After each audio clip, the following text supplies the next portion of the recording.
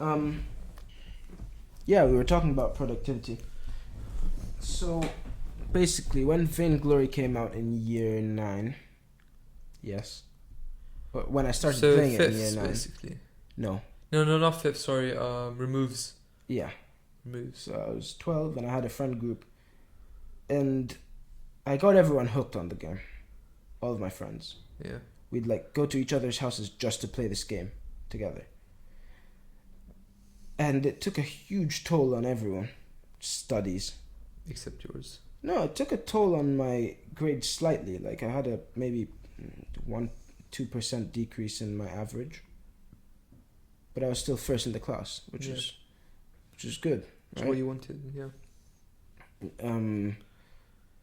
There was just one time it really it was bad because we had a substitute math teacher that came in, and that's what we were getting into trigonometry, so cosine, sine, and tangent. And I paid zero attention in his lessons because he had a really thick accent and Monotonous voice. No, he was loud and everything. He didn't have a monotonous voice, but it's just I couldn't listen to him because I didn't know what he was saying, right? So I didn't pay attention and I didn't make notes for the trigonometry lessons. So what happened after was the actual teacher, the main teacher, went for like every year in the French system, the teachers have to go for like they call it formation, which they have to go Teacher training. Yeah, every year. I think most schools have that. Yeah. Okay. So he went for his teacher training, so they had a substitute, and it was a guy that we'd never seen before with a really thick accent, so I had no idea what he was saying. Anyways, I think that's when we learned cosine and sine. I might be getting it wrong, because my memory on really old memories is quite bad. And so it's not a very significant memory either. Yeah, so. it is a significant one because it's the only time I really got a bad grade in a math test. Oh. Okay. So what happened was the main teacher came back and he was like, okay, you'll have a test this week about trigonometry. I'm like, yeah, of course, whatever. Yeah. I was like, yeah, sure, whatever. Yeah, okay. We'll have a test. Okay, yeah.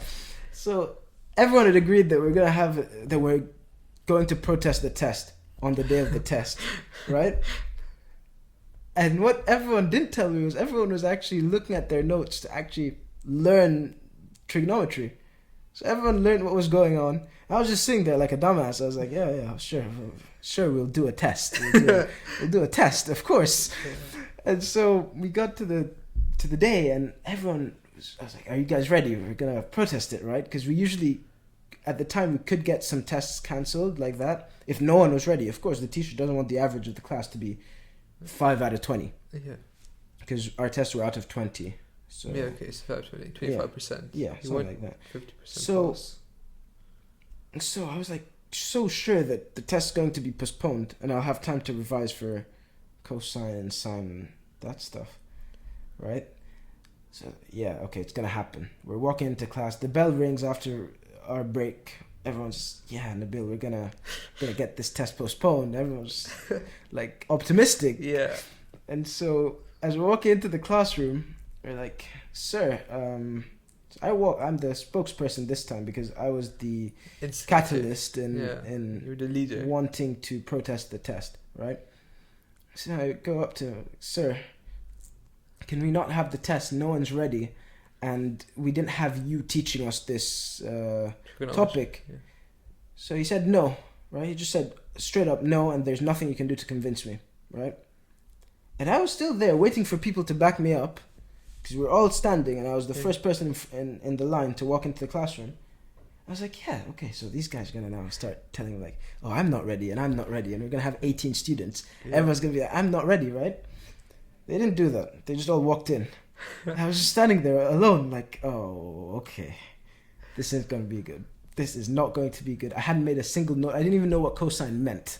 Yeah. I didn't know what cosine meant. The first question was just finding cosine. It was like a tree and you're standing somewhere like across the tree. It was so basic. No idea.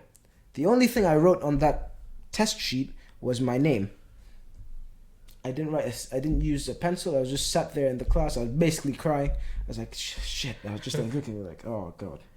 this isn't gonna be good. This is gonna be one that's tricky to explain. Like, then the teacher spoke to me after class. He was like, if I'll allow you to do the test again, I'll incorporate a trigonometry part to the next test anyways, because I know you guys didn't learn it with me, so I'll incorporate a small trigonometry part in the next exam, the next test, so that you guys can redeem yourselves. Basically telling me that I can redeem myself. I was like, okay, thank you, sir, and I left the class. So basically I got a 0% on that test. But then that was the first time I actually revised for a test. I just revised for the trigonometry because I wanted to know what trigonometry actually was.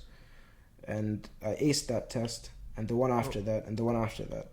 And I was, in rank, I was first in math for that term, even with a 0, I was happy about that. I don't know if he counted the 0 or not, but I was first in math.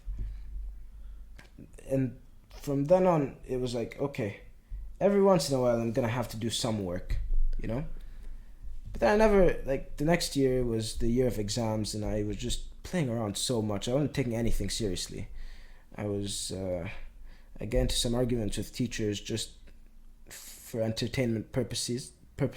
Yeah. I just, argue in Spanish with the Spanish teacher just to find out, Just for fun. how good my argumentative skills would be in Spanish, right? And that didn't help me out in the end because the year was assessed. So probably he was like, okay, this guy.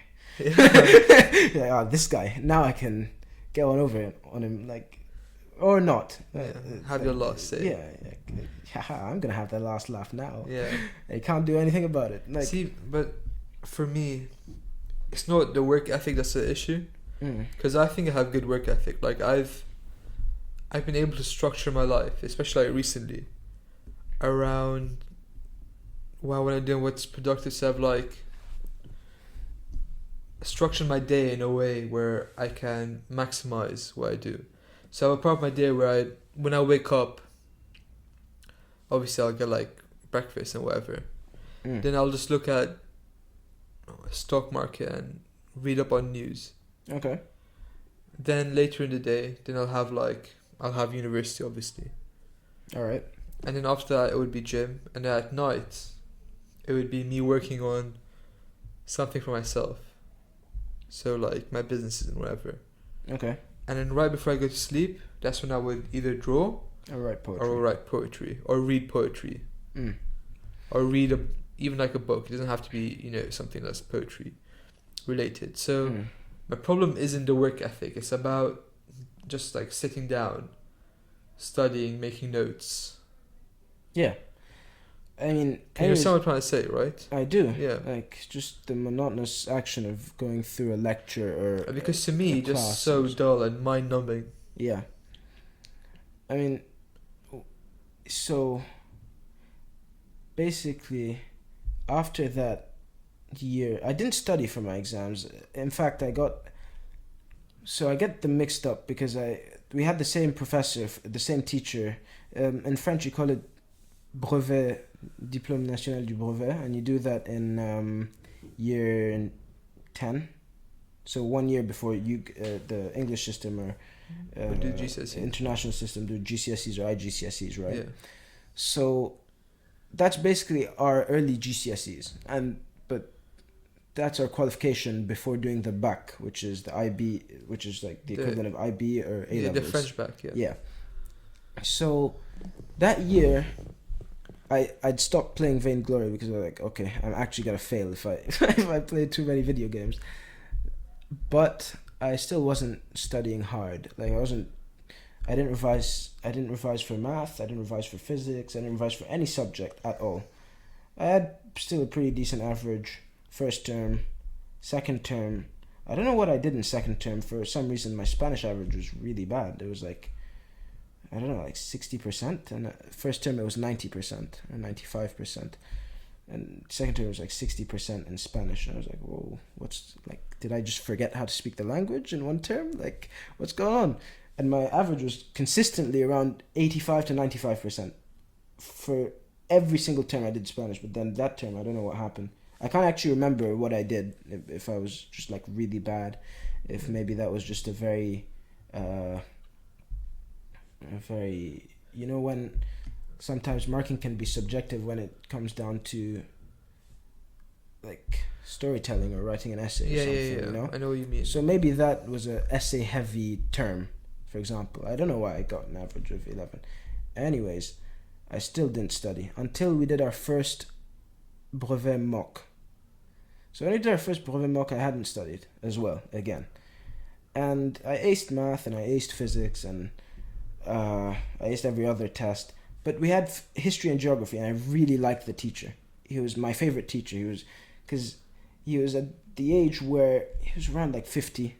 His father had been in World War II. His grandfather had been part of World War One. So he had stories to tell. So he had actual stories from the wars, from his direct relatives. Yeah. You know? So it like was so entertaining. Yeah. Mm.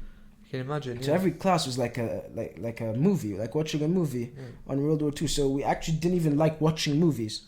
He didn't make us watch movies because we were so entertained in his class. Yeah, by stories. And we were good students and we'd get good grades. Yeah. But then the exams came around and I think I have no idea whether I did well in geography or history. So if I get the story wrong, I think I got 100% in one and 0% in the other. 0%. And I wrote answers and I thought I was going to get like a good grade. I got 0% in one, 100% in the other. I was like, okay. I'd say it's geography because geography. Yeah, probably geography I got 0%, history I got 100%. Yeah. But in history you can't generally get 100%, you know? You can, maybe when they tell you to write about something. It's a bit subjective. Yeah, I know. Well. Maybe when they tell you to write about something. So probably history I got 0 and geography 100. Anyways, I was like, okay, so I need to revise for one thing. So that I was building pieces of work ethic. I was like, okay, I need to revise for history, whatever happens, or geography, right? So for my first ever real exam, I revised for history and geography, and I did all right. I got like 80-something% in it. Obviously, I did better in math and physics, and it was good. I was second in my class. I was really angry that I was second in my class for the test, but got first in Africa. So really, I couldn't really do much about it. We've been like Irfan Danji. She was doing well. She had a work ethic set. She had a consistent average, consistent around all subjects. Like I was very good at some subjects, decent at others. She was I was excellent in some subjects, decent at others. She was very good at all subjects, every single one of them. You know, she wouldn't be first in every subject, but she'd be probably second in every single one. You know? Yeah. See, but the thing is, for me, I like revising maths. I don't mind revising maths. Yeah, because it's practical. You're practicing. Yeah, but revising things like history or like English was just like difficult for me because I didn't want to do it. So the reason I think I was able to pass all my exams and I still do get good grades, like above 90% in university and A's and A stars at GCSE, was because I was good at consolidating information. So if I would just like semi-pay attention in class, understand what's going on, but I wouldn't write anything down, I would just like remember it. Okay. And that's it. Yeah. I paid a lot of attention in class, which is what allowed me to be lazy at home, you know. I almost never studied, but I was good at like writing my stuff in class, preparing for the exercises, handing in work in time, everything like that. But so I got better with time. I just started extracting pieces of what I need to work on as I evolve in what you're saying is you just took it more seriously, basically. Yeah, I started taking stuff a bit more seriously. But I never took stuff seriously, I think. So... Oh, you mean... Okay, yeah, from the beginning. Yeah. No, like, I liked school. No, like GCSEs. So GCSEs, I missed most of my exams, but the exam that I did sit, so my Spanish writing exam, I was 30 minutes late to exam. Everyone was already doing the exam because me and my friend went to go get braids. Okay. Yeah. So I just remember walking in and like we got like hoops and stuff and the braids and stuff. So I was like 15 minutes late. So you're feeling cool and everything. Yeah, everyone was like staring at me. So I walked in late. I was like covered in snow. Okay. I had like hot chocolate in one hand, braids in my head. Yeah. And then I just didn't take it seriously, and I still managed to get an A-star in Spanish. Yeah. That's impressive. Yeah, but no, I took it seriously. I mean, I liked it. That's why, but I didn't like doing it outside of school. Yeah. That's all. Like I had things I found more important. Yeah, exactly. Like same. That's basically the same as me right now. But then, when I came to the UK, it kind of shifted a bit because just the workload was much more than what it was in the French system, because I was just so comfortable in the French system that I basically had no workload. But would you also say because your freedom was a bit restricted? Because freedom was restricted. So you couldn't just go out and play football whenever you wanted to? Yeah, we had prep sessions. Yeah. But like you can't, it's so easy to procrastinate during a prep session. Yeah. It's so easy. You can basically do it all the time. Yeah. And in second year, I think some of our prep session we just like hang out and watch. Second year, I Netflix sometimes. In the second part of the second year, from December onwards, I was really like focused. Even if I had no idea what I was gonna do. Yeah. We had our exams coming up soon. They got cancelled, but I had no idea that was going to happen. And I was basically working as soon as I finished lessons till 9 in the evening. You remember that? The time where I stopped going to the gym. I just, football days, I play football, come back, study. That was it, all the time. And I'd go to dinner. And that's when I really started going into high productivity mode, you know? I bought a book, I started reading it. It was about how to get better at learning. And so it gave me techniques to improve the ways I learn, which I still use now and I find them effective. Yeah. It's basically, if you want to retain information, most of the information you learn in a lesson drop by maybe 50% by the next day. Because if you don't consolidate it. Yeah, if you don't consolidate it, and by 90% by the end of the week. Yeah. So basically everything you've learnt on Monday has gone on by Sunday. Everything, maybe 10%, you'll just remember the gist of it. Yeah. But how you can consolidate that is the same day you do something, you practice that and other stuff that are relevant to that topic. Yeah, they're relating to it. Then the next day you do a bit of practice, even if it's like 10, 15, 20 minutes. And then after a week you do practice again. And then after 3 months you do practice again. The 3 months one is so that you can integrate that into your long-term memory. Because your working memory can hold about 5 important pieces of information. Your working memory, 5 important pieces of information at a time, right? And so if you can get some piece of information into your long-term memory so you can recall them when you want and when you need them, it helps you out so that you can have space to think of relevant stuff and you can have some slots empty so you can bring in something to think about whilst you're in an exam rather than thinking about how you, like which equation you should use, why you should use it, if there's some tricks to the equation. You don't think of that anymore. You think of what steps you're going to take to find the answer straight away, you know? And that really helped me out for our mock, and it helped me out for what I do now. Like, when we went into lockdown, I just started working more, even if I had nothing to work for, you know? Yeah. I could have done nothing during lockdown. Yeah, I remember, yeah. So you chose to work. I chose to work because... You enjoyed it? As soon as... Because you enjoyed it? It's not really about enjoying. It's just about doing something. So maybe... This is what I've come up with. This is what I've thought of. When I was in school, the reason I didn't work much after school was because I felt productive for enough time in a day to go back and be unproductive. You know? I felt productive enough to take a holiday and not feel bad about not doing anything. You know? So if I studied all year in school I was a good student.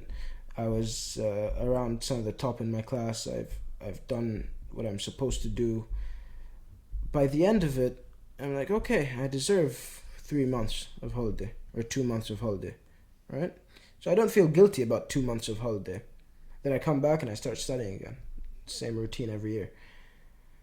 What happened was when we went to lockdown, and we had no idea when we were coming out, because they first said a few weeks, then it was extended, then it was up until after the summer or something. I don't know.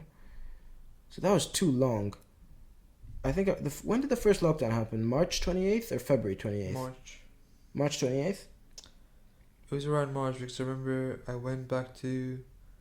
It was a bit after my birthday. I think like a week or two after my birthday. So yeah. Yeah, my birthday March 7th.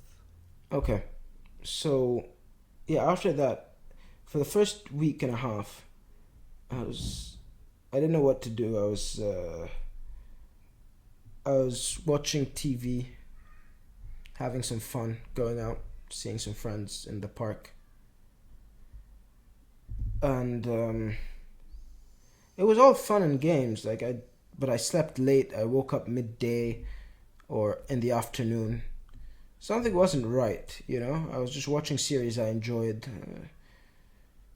But it didn't feel right. So after 2 weeks, I'd still been doing the occasional piece of work. So I'd just send my math teacher like a practice test and he'd be like, why the hell are you sending me this? Like, just be normal. Why are you sending me this piece of... It's just like, what? So what's the point of this? I just send him more. And he'd be like, okay, this guy's a weirdo. But so he liked it. He'd mark them and send them back to me. And I'd be like, okay, I'll give you one in another 2 days and something like that. So it was okay. But after that, I was like, you know what? I've missed out in IB. So I did the IB, the International Baccalaureate. And so I'd started off with higher level math and physics, which are really, they're quite hard. They're meant to be hard anyways. So I started off with those, and after the first 2 weeks, first of all, I had to change the way I do math and physics from French to English. Yeah. I didn't know what the word mean meant. You know? Yeah. Because it was close to French, but moyenne is... so I thought it's average, right? La moyenne is an average. So mean is average. Mean was weird. Yeah, mean is also the average, but I didn't. But you didn't know what it meant. Yeah. I thought you didn't understand the terminology. Yeah, I didn't understand anything. I didn't know, like, even when in the French system you put a comma as your decimal place separator, in the English system you put a full stop as your separator. I didn't know that either. So when I'd see commas, I thought they were full stops, and I saw full stops, I thought they were commas. Yeah. And I was just really confused as to what was happening when I was doing entrance tests to come to some high schools here, right? So I was like, what? So I don't understand anything. This isn't math. Like, it's a completely different language, and everything has terminology that I don't know anything about. So I'd look at a math question, I'd see the equation, but I don't know what I'm meant to do with it, right? But so I had to teach myself the terminology. Then I had to try and teach myself how to do the math that the English system was doing, because that was also different to what the French system was doing at the time for that year. So I had to learn completely different types of mathematics, a different language. It's a different base. French is Latin based, and English is Anglo-Saxon. They're different languages. They're quite different in their own. Like if I was going from French to Spanish, it would be like the math would be not too different, not too distant from the French type of math, right?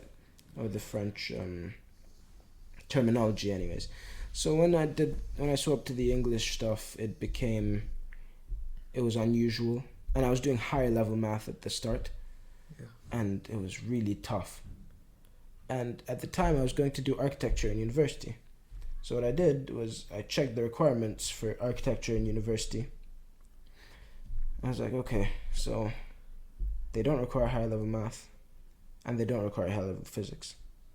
Like, okay, that sounds reasonable. So I'm not gonna tire myself and do higher level math and higher level physics if I won't need them, and I think I can get a 7 in both lower standard level math and standard level physics, which is still an okay level of math and physics, right? Yeah.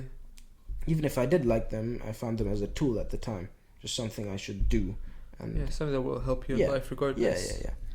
So I dropped high level math first like 3-4 weeks of school, right? I was like, okay, so the standard level math is comfortable. It's an okay level. Still have to work a bit for the terminology, and I got better at standard level math. I was pretty happy. It was not too hard.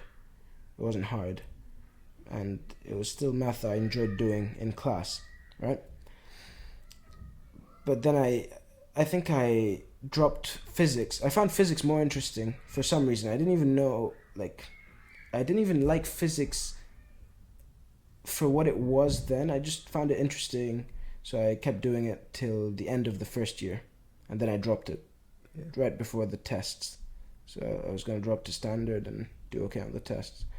But the thing is, the standard and higher level physics are the same curriculum, and then physics has an extension. So I basically just did standard level physics faster, and then the test.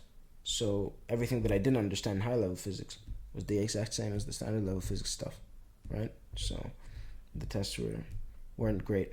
I didn't do that well. I think I got either a 5 or a 6, which is a A or a B in physics. Also, same thing with math. I think I got an A in math, right? So I was upset with that because I was like, I like math a lot. I want to get an A star, the equivalent of an A star, which is a 7. So the next year I worked. The highest grade possible. Yeah. So I worked on both of them, and in the mocks I got the second mocks right before, like the recent mocks that we do like 3 months before exams or 4 months before exams. I got a 7 in math and a borderline 7, so it's a 6 in physics, but it was like 2 marks off a 7, you know. So I was happy with that. I was okay. So the swap from English to French wasn't easy to make, but I had to adapt. And so after that, I just was like, I remembered physics and math. I like them. By then I started liking them more. For some reason, I just started liking them more with time, right? Like an acquired taste maybe. And so I picked up the HL math book. I was like, let me just go through some of the stuff we were meant to do in HL by myself. And I said, I'm going to do the same with physics, because the physics HL book is the same as the SL book. Yeah. But they just have an extension portion that's like a quarter of the book long, right? So I started working on those two.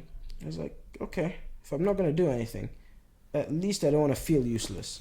Started working on them. And before you know it, so first of all, I was fixing my sleep schedule. I started waking up around 9, which still wasn't good. But it was better than what was better before. than 1 p.m.